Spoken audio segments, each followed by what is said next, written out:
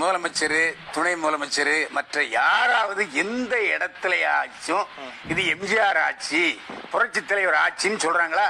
திரும்பி திரும்பி அம்மா ஆட்சி, அம்மா ஆட்சி, அம்மா ஆட்சின்னு சொல்லிட்டு இருக்காங்க. நான் கையோட ஆதாரத்தை எடுத்து வந்திருக்கேன், 2 பேரும் பார்த்துக்குங்க.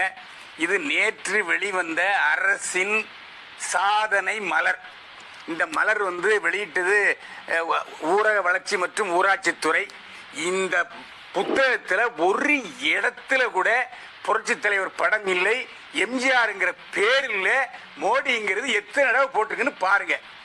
வேண்டாம், எப்ப பார்த்தாலும் அம்மா படம் தான் பின்னால் இருக்கு.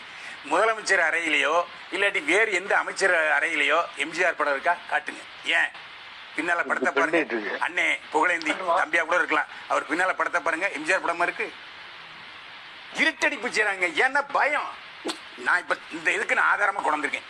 இந்த மாதிரி சொல்லுங்க. சிரிக்காரு பாருங்க. எடப்பாடி பழனிசாமி அவர்களும் திரு ஓ பன்னீர்செல்வம் அவர்களும் அம்மா பெயரையும் கூட கூட அவர்கள் இருட்டடிப்பு செய்யறாங்க. ஏன்னா இவர்கள் 2 பேருமே சசிகலா அவர்களது வளர்ப்பாகத்தான் இந்த கட்சிக்கு இன்றைக்கு தலைமை பொறுப்பு எடுத்துக்கிட்டு இருக்கிறாங்க. ஆனா உண்மையான அதிமுக தொண்டர்கள் அவரு திரு ரங்கநாதன் பார்த்தீங்கன்னா புகழேந்திக்கு பின்னால கேட்டாரு. இப்பதான் புகழேந்தி உடனே தலைவர் படத்தை மாத்தி வைக்கிறாரு. எனக்கு பின்னாடி எனக்கு பின்னாடி இந்த கட்சிக்கு இன்றைக்கு தலைமை பொறுப்பு எடுத்துக்கிட்டு இருக்கிறாங்க.